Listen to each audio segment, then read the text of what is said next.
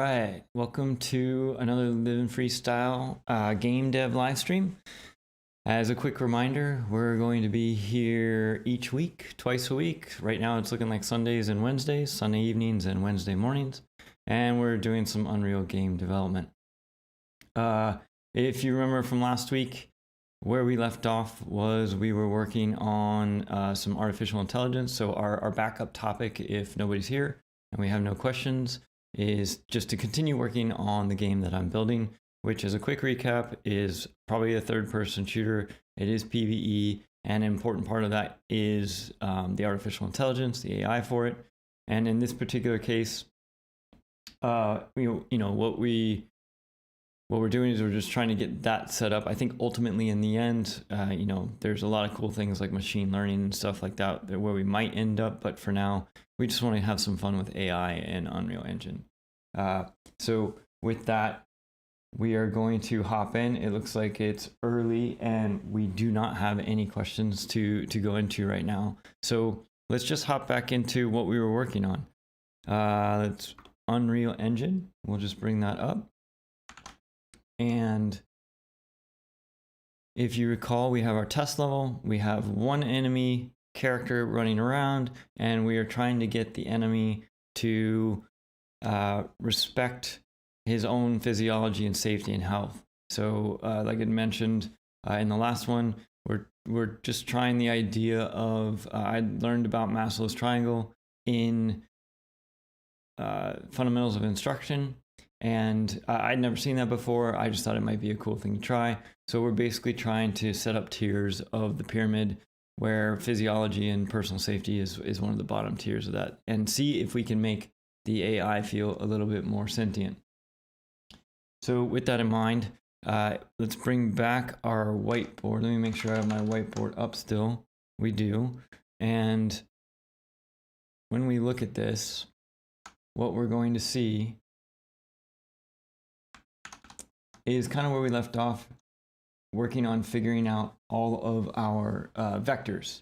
So the red dot represents the enemy, the green dot represents the hero, and the yellow dots were all of the possible locations in any given instant where the enemy could choose to go. And in this particular case right now, the enemy's fairly dumb and just chooses the spot that is furthest away, even if that spot means I walk right past the hero, which just doesn't feel very smart when you're playing against it. And so the idea that we're going to do here is we're going to use the dot product to try to help us so that the enemy will decide to go to not just the spot that's furthest away, but the spot that is furthest away and away from the hero character if possible. So to do that, let's go back to our AI tree. And if you recall, when we were choosing, we're in flight here. This is the flight mode. And what we want to do is, let's see here, we've got our update AI status. We clear our line of sight. We have a running. We set our current location. We were working in this find cover. And inside find cover, when we went in here, we were basically, this is where when find cover starts, it's basically right now, it's pretty straightforward. It's finding 3 random points around itself that it can get to. And then it goes through this for loop, goes through each of those 3 points, logs those as possible destinations. And then with those possible destinations, what we're going to do is we're going to check those to see if from the current player, which of those is furthest away. And if it's further away, we're going to use this branch set to true, and we're going to set that as our new destination. So let's now extend this a little bit. And before we do that, I want to double check and make sure that we don't have any questions, and it looks like we're good to go. Great. So this is all about just calculating the distance. What we also want to do is we need to calculate a vector. And so to do that, we need the vector from the enemy to the hero and the enemy to the possible destination. So let's take, so this is our enemy to hero. That's half of what we need. And then our current location is set. See if we have a variable for that. We do. So we set our current location here. So what I'm going to do is I'm going to take our current location and I'm going to subtract off vector minus vector, the actual location of the hero. That is going to give me a vector. That is the vector from the enemy to the hero. Then I'm also going to take, and I'll decide if I'm going to variabilize all this stuff in a second. I'm also going to take that combined with, I'm going to subtract off, I'm going to do the same thing again, except I'm going to subtract off the possible destination. And what this effectively does is gives me two vectors now. So what I want to do is with these two vectors, I want to get the dot product of these two vectors. So if we take the dot product of these two vectors, we have three possible options that we talked about. We have less than 0, 0, and greater than 0, right? And so if it's 0, it's perfectly perpendicular. If it's less than 0, then it's away. And if the closer it gets to 1, the more in line they are. So we kind of want to start with something to compare it to, just like we did with our current location. So I'm trying to think, I think probably 0 is a good point as our first one. And I'm going to just create a variable over here, and I'm going to call it min dot product. I may decide to change this later, but this is going to be a float, and its default value is going to be 0. That's fine to start with. When we start this loop of coming through, what we're going to do is we're going to set it to 0 to start with, or actually probably it's better to set it to 1. So let's set it to 1 to start with, which is the worst case scenario. It's perfectly in line. And so to do that, that's our for loop. If it's valid, we're going to set our current location. So let's just do this here.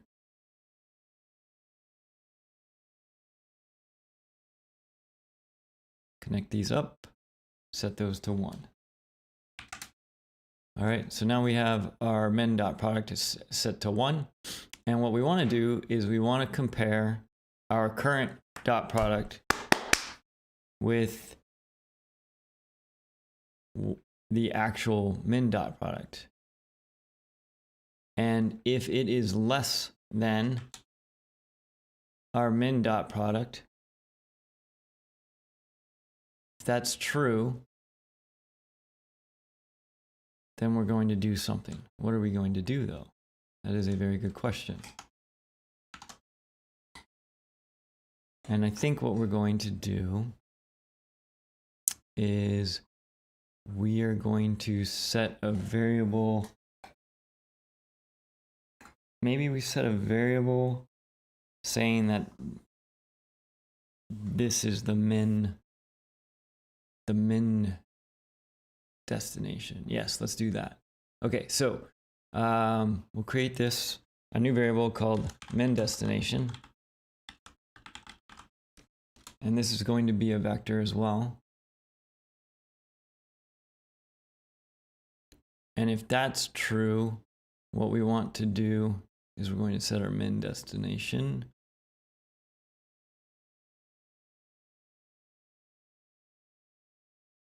to the actual possible destination again.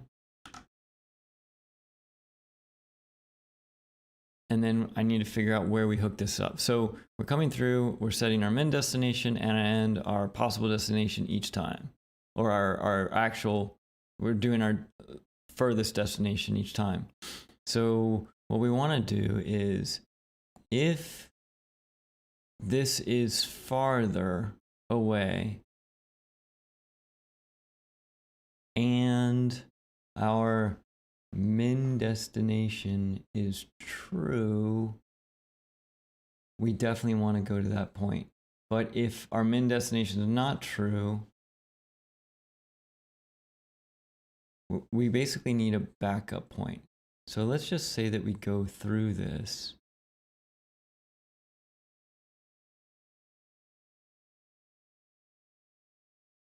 Hold on, let's think about this for a second. We're going to find the furthest point, but if the furthest point is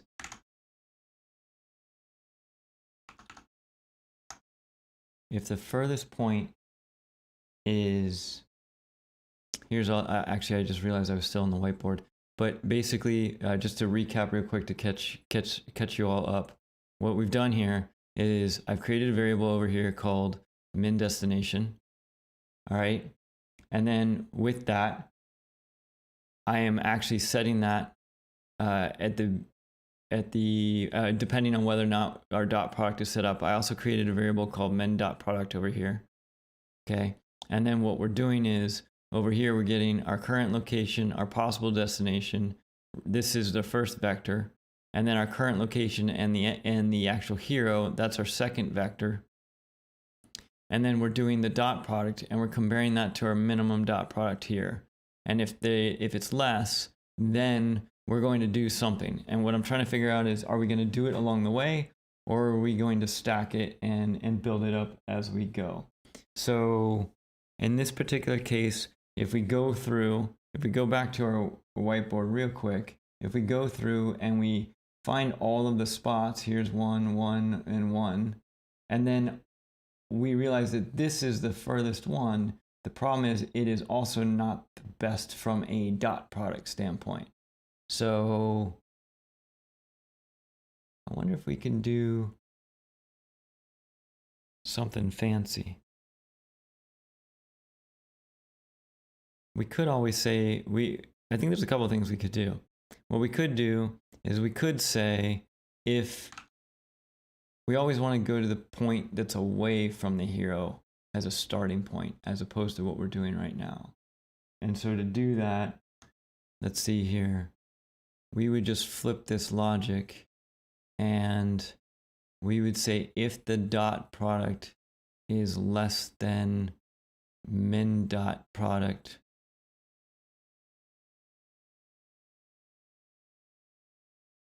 then it's going to go to the one that's the most away directionally. So if that's true, we are going to set,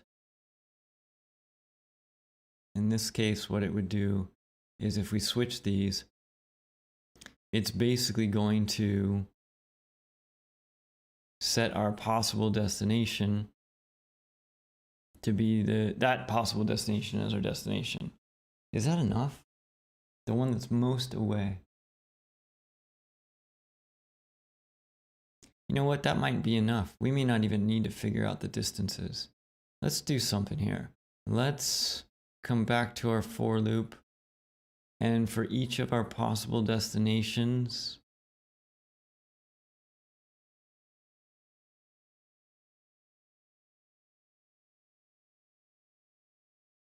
let's draw a debug sphere. A debug sphere. And let's make it yellow because I'm just going to set this right here for right now. And its point is going to be here. We're going to make its radius, let's say 70.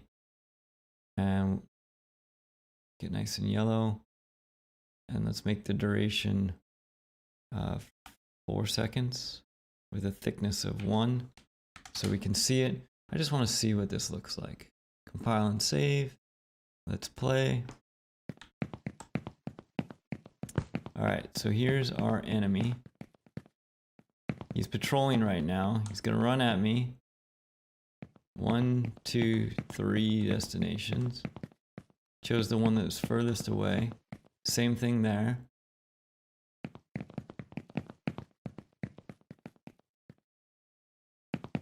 That might be working well enough. Of those 3, oh, interesting. So then what's happening is it's still checking to see if that point is further away than the enemy is right now, and it's not going to any of those. So if we come over here, he should never walk past me based on the options that he's got. So he went to that one. So let's see if we can get to reforce the enemy to walk past me again.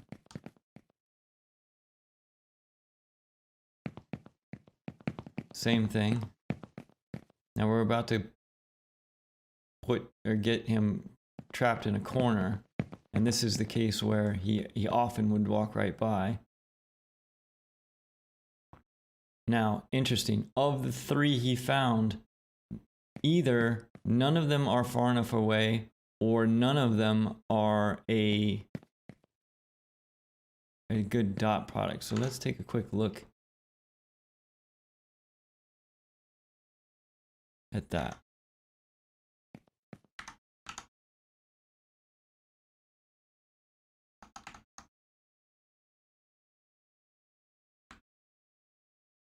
Okay, so in order to take a look at what's going on there, what's happening is, in that particular case, if we go back to our whiteboard just to wrap our heads around what's happening, in that particular case, we are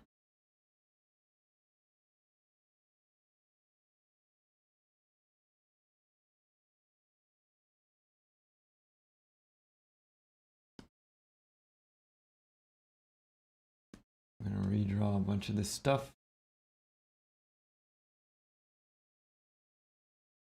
Okay. We got a character. We got our enemy. Make that bigger. We got our enemy. We have 3 spots. 1, 2, 3. And then we had our hero. What happens in this case is we come through here, we look at our current location, where we could go, and we're going to take the dot product. Our min dot product is 1. That's why. Okay? Because, our min dot product is 1. We're setting that to 1. Then what's happening is when we look at these dot products, they should all be less than 1. So there must be something else in our code that is causing this to not move. So let's see if we can find that.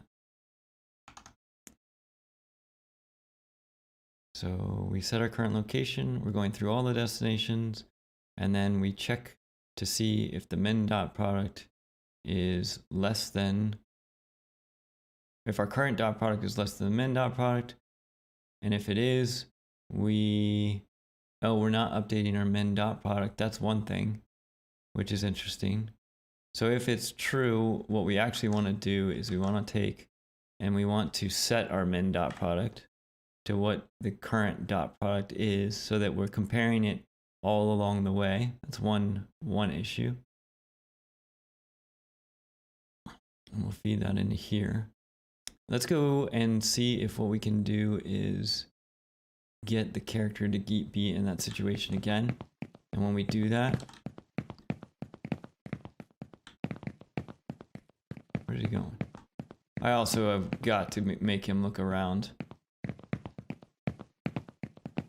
There we go. So he's running away, picks the 3 spots. All right, pick the furthest one again. That's good. All right, pick that one. Now let's see if he ever leaves this corner.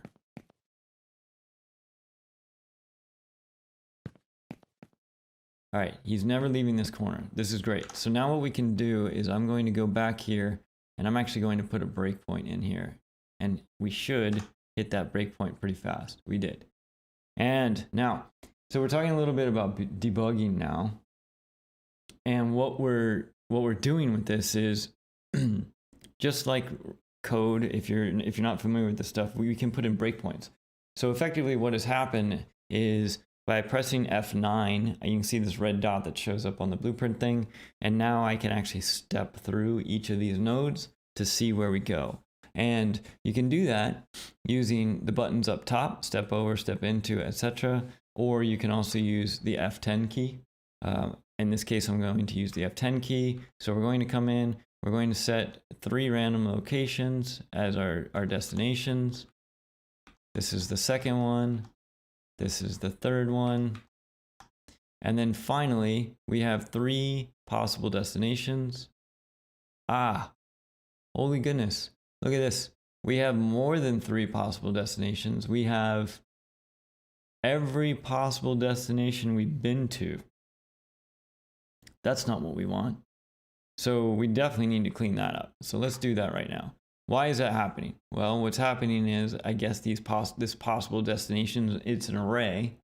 And so when we start, we put 3 destinations in it.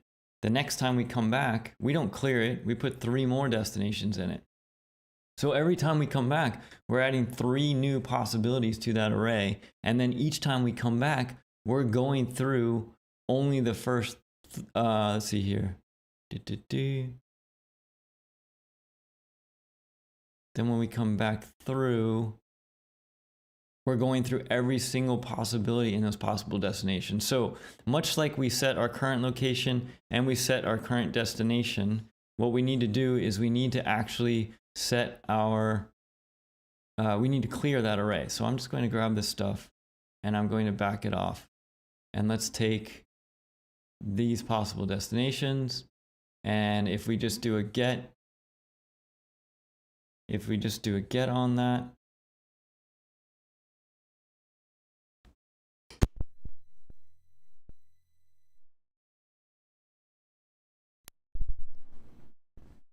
what we need to do is clear this. Accidentally double clicked. So we're just going to clear that array.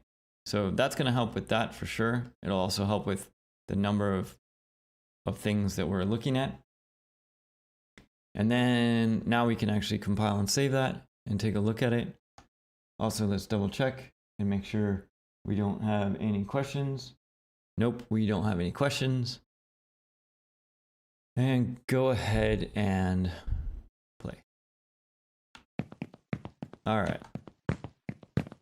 So here's our enemy. He's coming to get me. We just hit our breakpoint. Let's clear our breakpoint first and just let it run. So run away. That's the 3 destinations that he's picking. And right now he's not going to any of those. Interesting. Hold on, I need a different mouse so this is easier to track.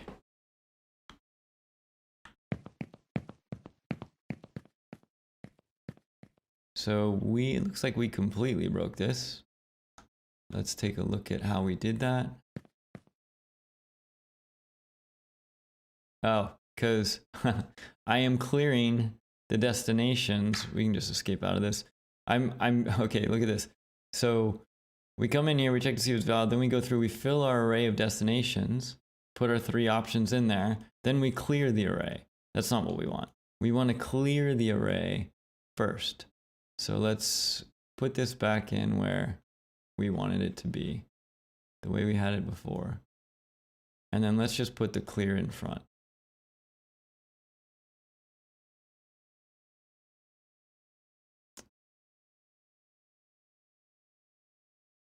Before we start. So now we know we're starting with a clean array, which is good. And I'll come back and clean this up when I'm not using my mouse in a second, because I'm about to test this and it's easier to test with the mouse. Okay, so here we go.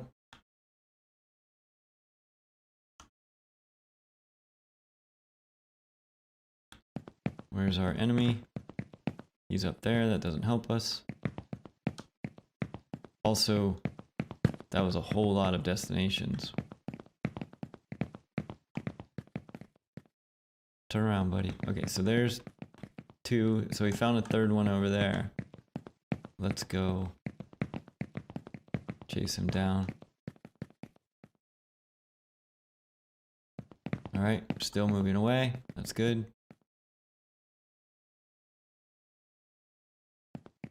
There's a 3rd one. Now we're starting to get him back into that corner situation that we were in before. Somehow he managed to come up with a new destination. All right, so that's 3.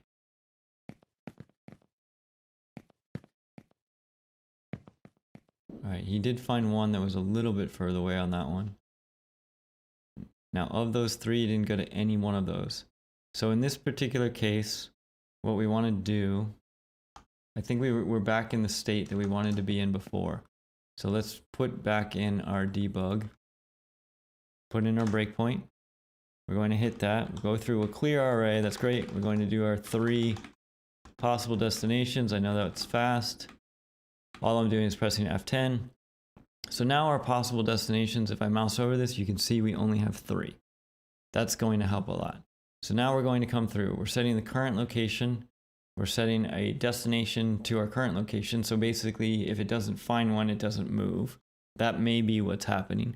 Then for each of our possible destinations, we're setting our possible destination and we're doing a test. Okay? Is the dot product of all of this stuff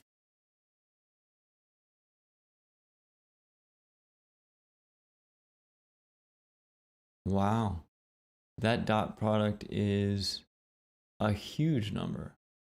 That is way different than what I would have expected.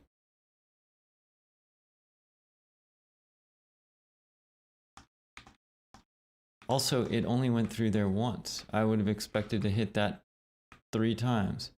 We're going through each one. Ah, okay. I made a mistake. I made a bunch of mistakes in here. Okay, so one thing that's weird is this dot product is huge. This is, I'm expecting this to be 0 to 1. So we need to do some checking to see if the dot product is not normalized or not. That's one thing. The other thing is after we do that, we're hopping right into here. We don't want to do that. What we want to do is, if it's true, we're going to come down and set our destination. Oh, wait a minute. No, we're not. We're setting our destination, and then when we're done, we're coming back out. And then if it's true, then we're setting the final. But those large numbers are never going to be less than 1. So let's do some quick looking to figure out what the dot product in Unreal returns. Unreal 5 dot product blueprint. I'm very surprised that those numbers are so high. So it returns the dot product of the 2 vectors. Okay, we know that.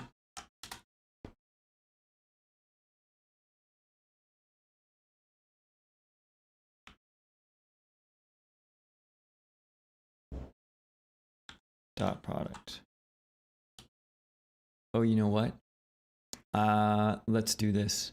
Let's normalize our vectors and do that. So let's normalize these guys and make them 0 to 1. Normalize 2D vector. Feed that in. Same thing here. I'm going to normalize this vector and feed that in.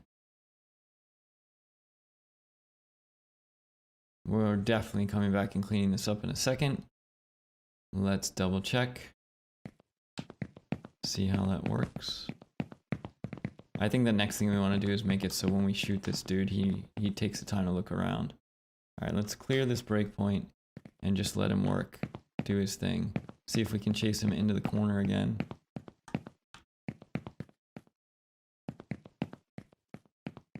All right, there he goes. One more time. Basically backing him into the corner.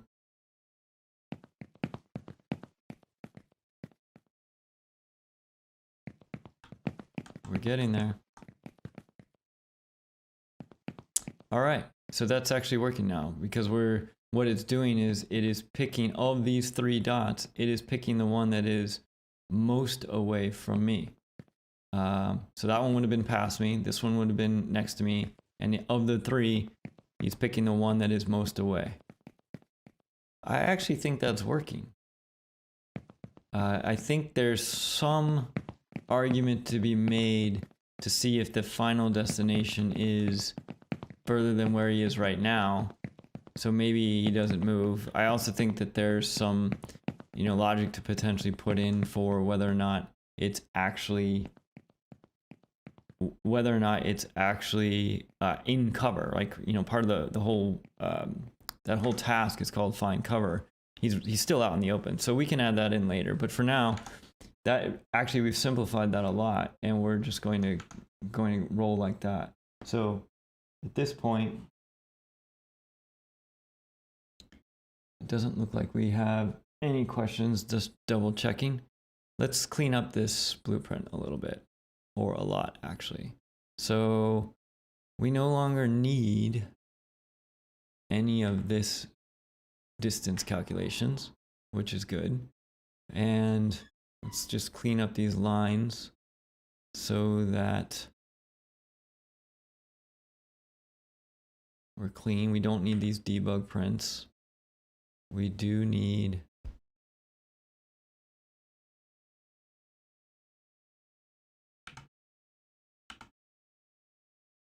these world locations. Just trying to make this reasonably easy to read, even though we're building this game on our own right now. Maybe one day we'll have help, and we don't want people to come in and be completely confused by what we see in here. So let's make this clear. We have our current Blackboard destination. That's going to feed in there. We could argue that, let's see here, that we could put this up here to be cleaner as well.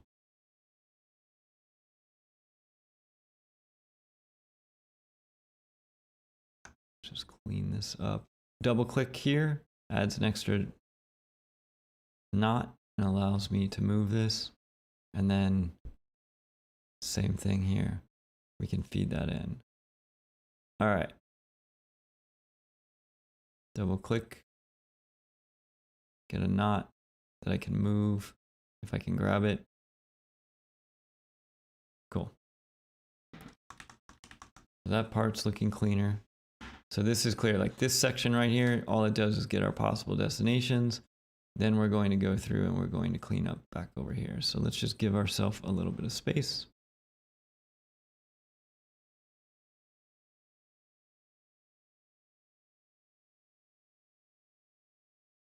To do all this math and draw some pretty straight lines.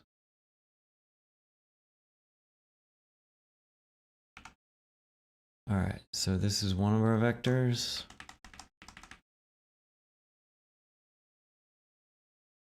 This is another one.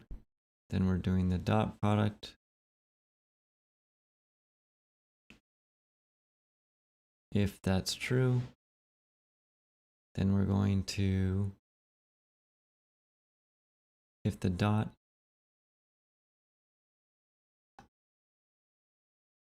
if that's less,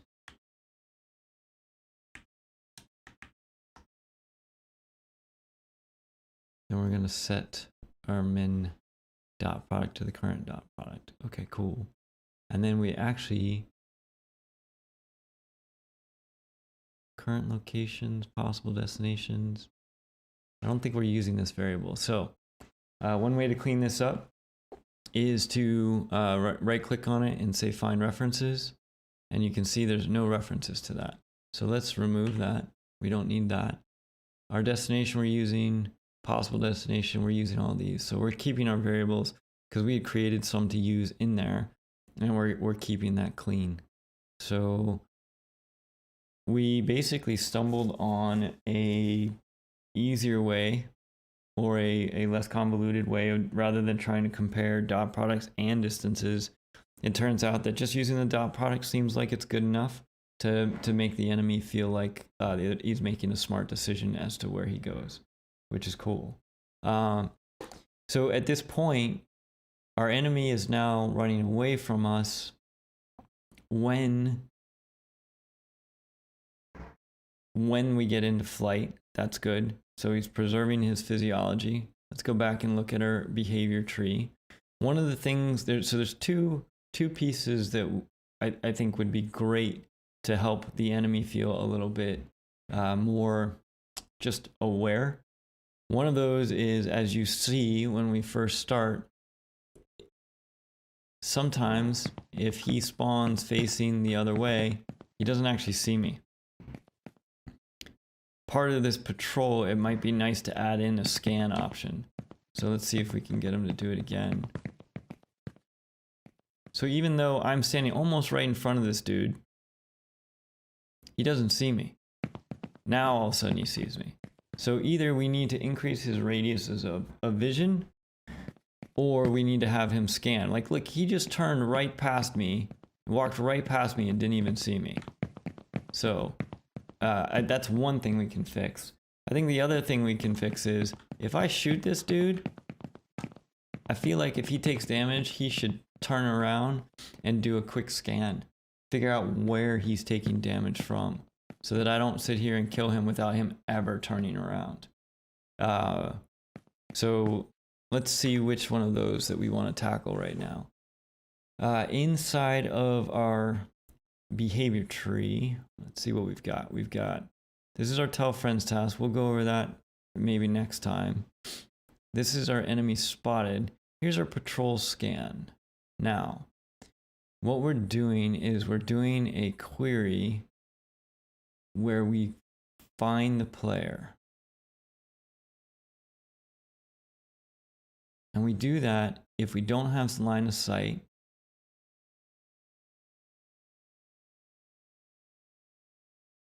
This is interesting. We have 2 line of sights here. They both abort self. Oh, one is has line of sight and one is had line of sight. That's interesting. And the reason for that is, if we ever had line of sight, and that's some tough variable names to look at in, and we may want to come up with better naming for that. But the reason for that is, if I did have line of sight at one point, I do use that to go to the last seen location. So in this particular case, that's fine. And then target spotted is not set. So if we don't have line of sight, target spotted is not set, then we're just going to patrol. So this just updates the text above his head that helps us figure out what he's doing. And then this is the run, this is the query. So this query is called, find player query. So let's see what this query does. Actually, let's save our find cover task before we start. And then if we go back, the find player does a trace pathing grid generated around the query. It's using a radius of 1,000 and a height, and it also has a height, and it's tracing for the players. It's using the visibility channel. It's a line. Boolean match sector effect. Distance to querier. Linear. So one thing might be setting the radius higher.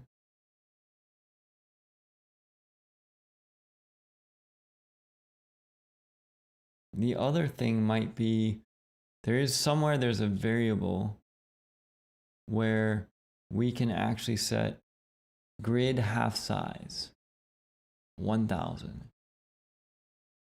Nav mesh trace, up and down. Let's just set this to 10,000 to start with. Let's see. That's it. But I actually believe there's a site function somewhere we gotta find where. Okay. Bring back my mouse. So he doesn't see me.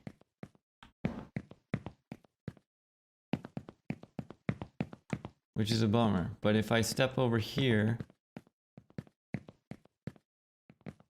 all of a sudden he sees me. So there's definitely a radius that's happening. 10,000 is not the answer because I was all the way across the map and he was able to see me when he finally did turn around. Now, that time, he saw me before he actually turned around, so that might be something else. The pawn may not be getting updated visually before the system actually turns and looks. So that time he was able to do it again. So the 10,000 radius, that's pretty huge. We can draw a sphere and see how big 10,000 units is. But so far, every time when this dude turns around, so he doesn't see me over here. But if I step, all right, we need to find out where this is happening. Enemy AI.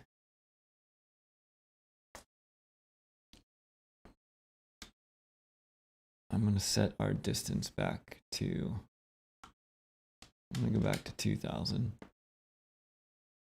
And then, is it sight?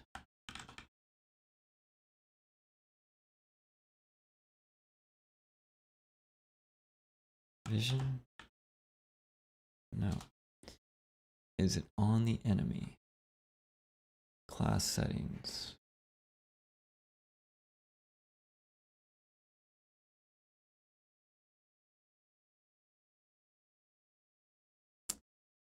Character movement. Save.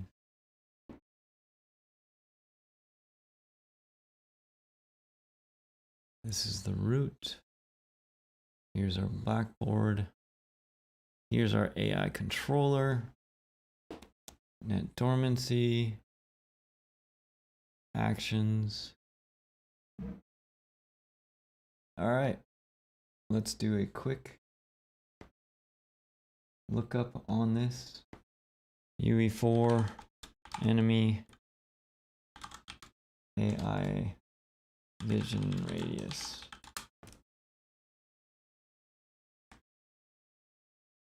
Ah, it's the AI perception. That's what I was looking for.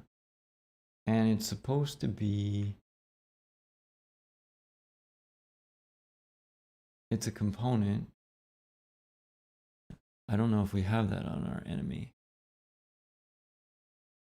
Ability system. Here's our AI controller, our path following.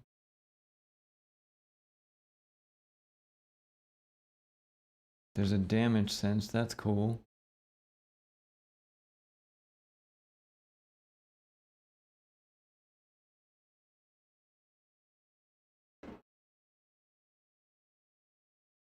The AI controller. So it's interesting because I was expecting to see our perception here. So I'm not exactly sure right now. Here's our behavior tree. I'm not actually sure how our character is even detecting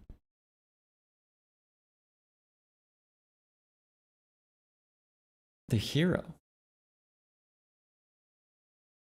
Because I don't have any, it doesn't look like there's any AI perception on this character.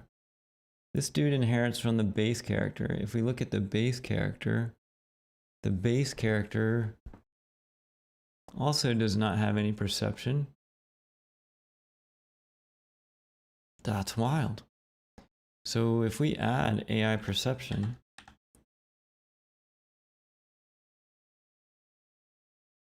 then we can add in some senses.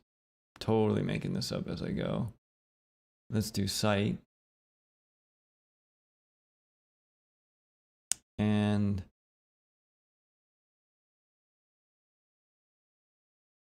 I have no idea how to connect this in, but let's just save it and see what happens.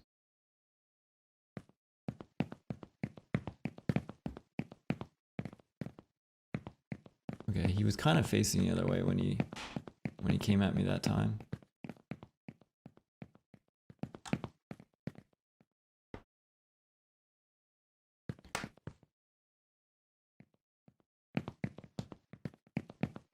All right, last time when I was that far over, he couldn't see me.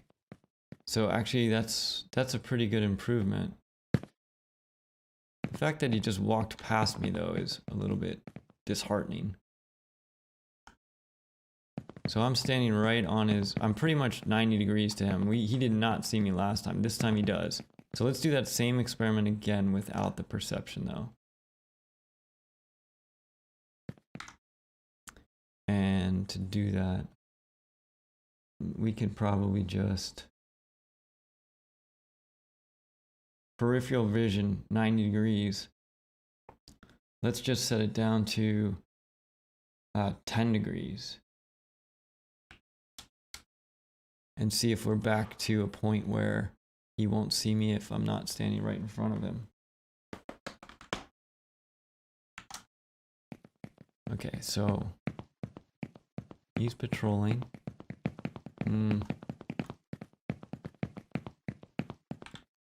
He seemed to pick up on me when I was standing right behind him.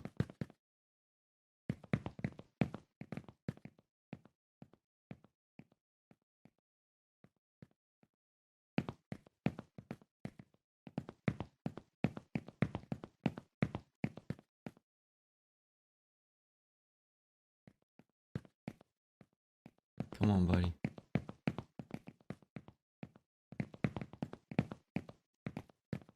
Nope, he's still picking up on me. Alright, let's just delete this component entirely.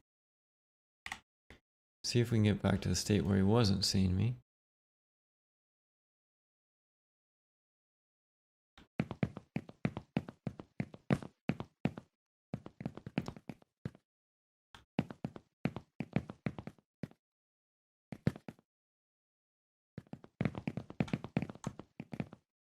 Alright.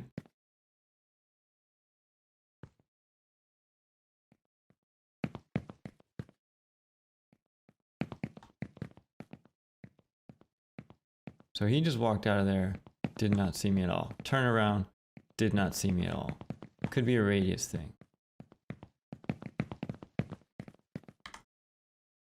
How big are those radiuses? When we enemy spotted, go to last seen location, fight. Let me see. I just need a reference.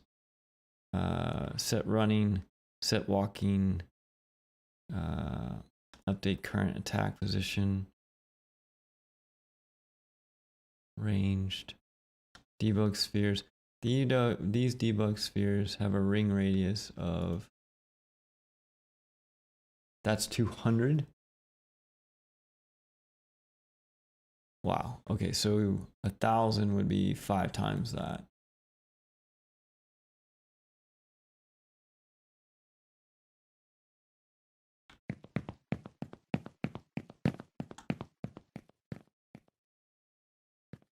Which way is he gonna go? Oh, of course, he goes the wrong way.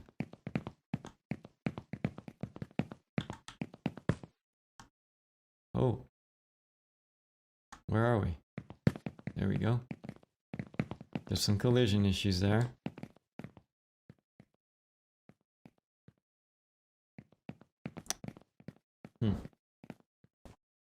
When I have the AI perception on him, he definitely feels more like he sees me. However, in this particular case,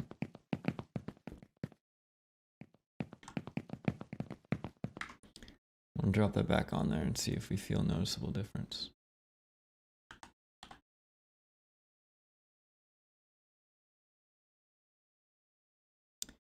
AI perception, add a sense, and we're going to do sight.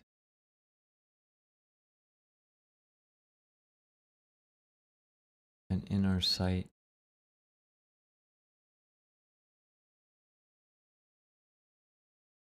detection by affiliation, detect enemies, detect neutrals, detect friendlies, debug color.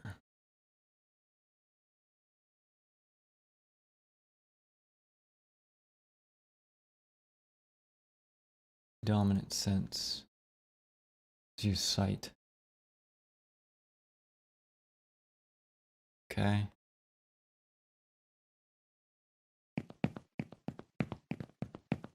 Yeah, dude, he picks me up way sooner with that on.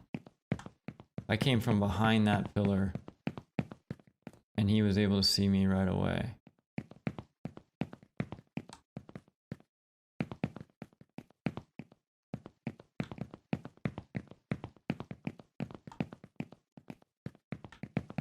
pretty fast. All right, well, I think that's better. This is the only one that doesn't feel good, like, because he goes and walks the other way. He lands and walks the other way without looking around. The one problem. Where is he going?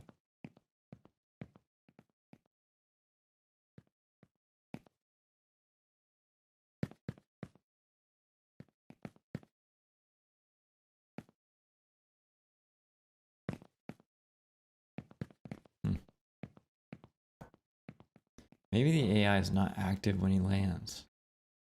We need to think about this. He lands, turns right around, goes the other way. Didn't even see me. That feels really bad. Same thing again. You're just gonna keep doing this. Okay, so how do we know that our AI perception is getting picked up?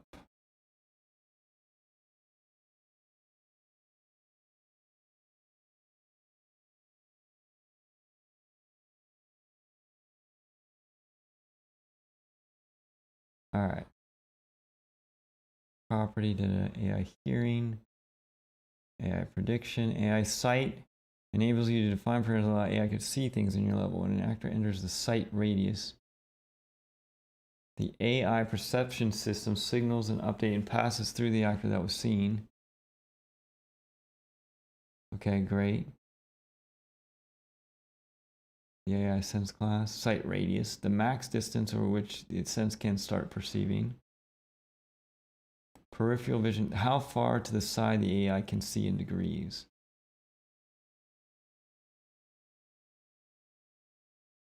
Detection by affiliation, that's fine. Determines if enemies, neutrals, or friendlies can trigger this sense. Okay, got it. Auto success range from last seen location. When greater than 0, the AI will always be able to see the target that has already been seen as long as they are within the range specified here. That one I don't know if I like. Determine whether the given sense starts enabled or not. That's something worth checking. Start enabled. Yes, that is true. AI touch, perception events. Interesting. So we don't have anything tagged in our perception events. So I think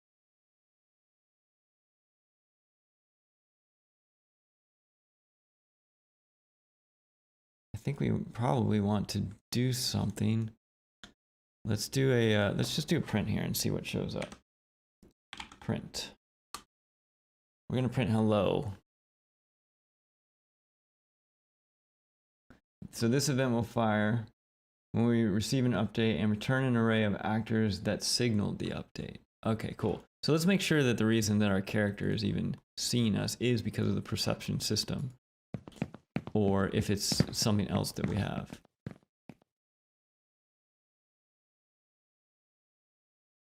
I mean, I'm within 90 degrees. That dude's not seeing me. No bueno. 1. I'm not seeing it. I'm not seeing it print.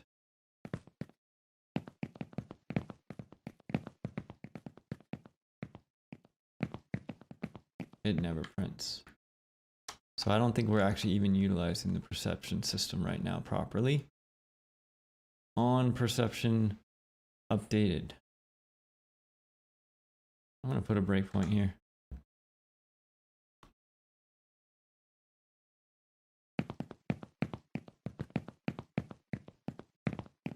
We are not hitting that. So our AI perception system is not doing anything right now.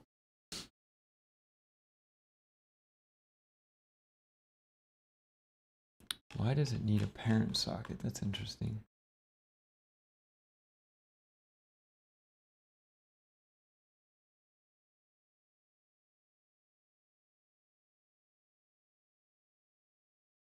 AI perception component access. Yeah. When a stimuli source registers the event on perception updated is called, which can use to fire off new blueprint scripts. It's It's a type of component. It can be added to the Pawns AI controller. Once it has been added, you can access its properties. That's it. Since it's configured, it doesn't say why it has a parent socket. So I'm going to not worry about that part of it. But we're definitely not triggering.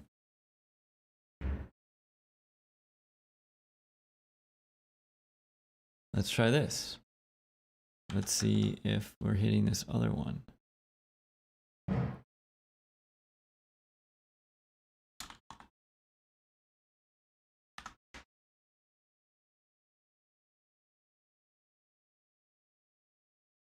Just standard debugging.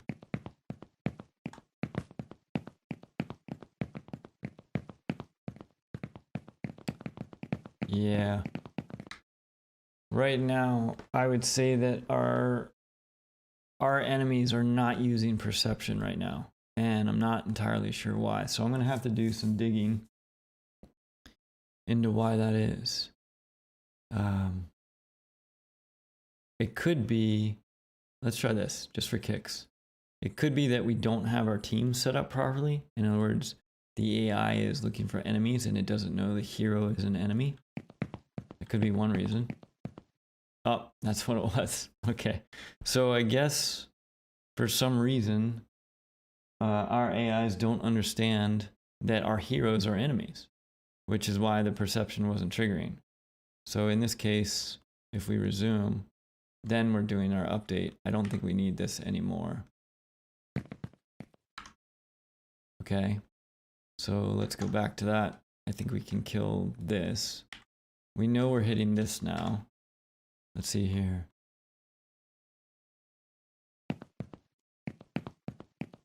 All right, it printed hello right as it was landing. That was cool. Okay, shoot this guy. Yeah, he's already printing hello.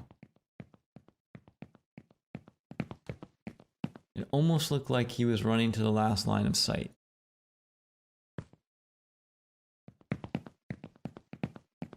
So perception hasn't seen me yet. There it did, it saw me. And as a result of that, it also looks like he's going straight to fight, which is perfect. That's the one thing when he lands. I wish he didn't turn around and walk away. So there's probably a couple ways we can fix that.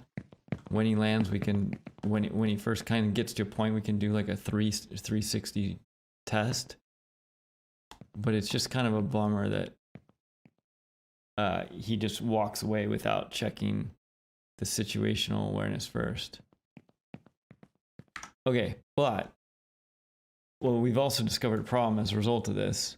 So let's figure out why it is that our hero is not registering as an enemy of the enemy. So either he thinks he's an enemy, and we can actually eliminate some variables here. So let's just see if he thinks the hero is a friendly.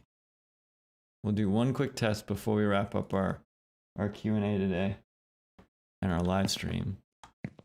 So in this particular case, are we going to print hello? No, he's not even seeing me. I mean, I'm standing right in front of this guy. And he never printed hello. So I'm not a friendly to him. Let's see if I'm a neutral.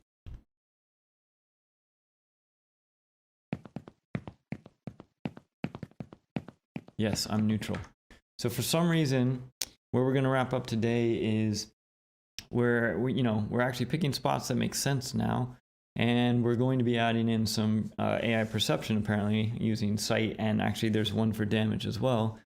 But for some reason, our heroes and enemies are not actually enemies; they're neutrals, and so we need to go back and fix our teams so that they're registering as enemies, so we can properly utilize some of the features of this. So that wraps up our live stream Q&A for today. As always, if you have questions that you want us to look into for next time, which is going to be Sunday evening, 10:15